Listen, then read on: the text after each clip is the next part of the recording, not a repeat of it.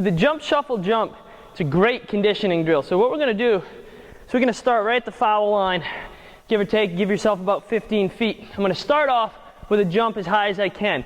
As soon as I touch the ground and land, I'm going to go into a side shuffle like I'm playing defense, down to about the 15-foot marker right below the basket. I'm then going to go back up into a jump. As soon as I land, I'm going to go back into a shuffle. I'm going to go back and forth for the allotted amount of time, get as many slides and jumps in as I can, make sure the jump is as explosively as you can, make sure the shuffle is as good and efficient as you can.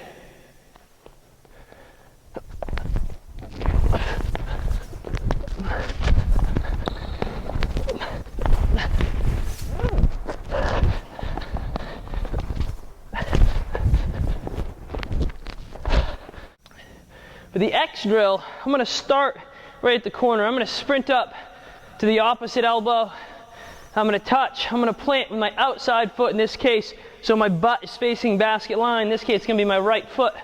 I'm going to sprint back down, then I'm going to touch the other outside of this lane, plant with my right foot, so my butt would be back sealing a defender. And then I'm going to sprint back up, and I'm going to do the opposite on this side of the lane. So I'm going to come out, plant left foot, come back down the lane, plant left foot again, and I'm going to keep repeating the pattern, crisscrossing as many times as you can. With the box drill, we're going to use the edge of a lane, or give yourself about 12 by 15, 12 by 20 area. We're simply going to start off with a sprint to the elbow. I'm going to side shuffle across. I'm going to hit the other elbow. Outside of it, I'm going to back pedal, side shuffle back. When I hit, I'm going to reverse that. I'm going to shuffle back, get outside it, sprint forward, side shuffle left, plant outside, back pedal. I'm going to go through this as many times as I can for the allotted amount of time. Make sure you get outside of the lane each time. Set up 4 cones if you need to. Make sure to focus on balance, foot quickness, good athletic position.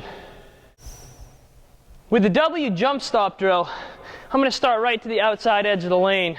I'm going to start back to, and I'm going to back pedal myself right up to the foul line.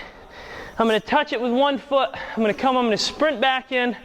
I'm going to come to a big jump stop, and I'm going to explode up, touch the glass, get as high as you can.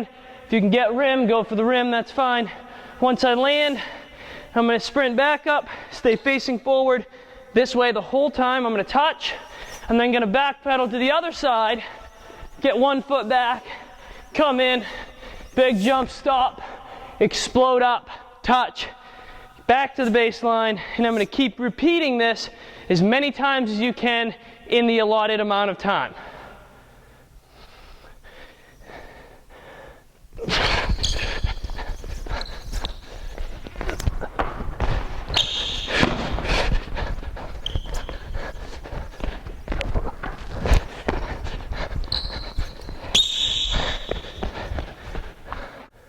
With the Sprint-jog sprint, it's exactly like it sounds. You're going to start off at a baseline. You're going to sprint roughly, we're going to say 15 to 25 yards, somewhere around 3/4 court if you're on a basketball court. If you're outside, make it somewhere between 15 and 25 yards, no further than 25 because of the length of a basketball court. You're going to sprint as hard as you can. When you hit the foul line at the other side, you're going to slow yourself down. So upon crossing that, you'll immediately slow yourself into a jog. You'll touch the other end line, and then you'll jog yourself back. When you ride back at the starting point at the initial baseline, you're then going to sprint right back, 3/4 court again, and then slow yourself down, jog all the way back. As soon as you touch this line, you go back into a sprint again. You continue in this fashion for the allotted amount of time. Now, my advice, my recommendation for people, always make the sprint as fast as you can possibly go. You got to run it like you're trying to win a championship. Like you making it to that foul line as fast as you can is what everything depends upon. That's how to make this efficient and get yourself in shape. I don't care how slow your jog is. That is your recovery as long as you are not walking. Even if you're a really slow jog, as long as you're jogging, I'm okay with it. But your sprints have got to be all out. I'm talking all out, like you hate it, like you don't want to do it.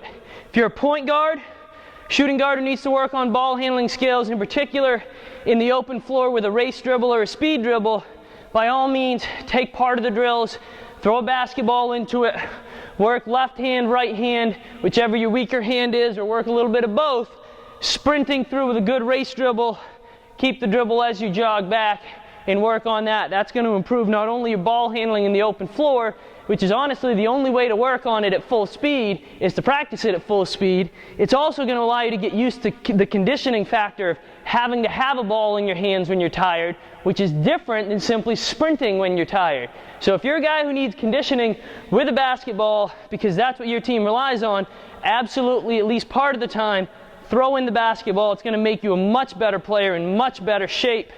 Make sure you work hard. This drill is going to help you a lot.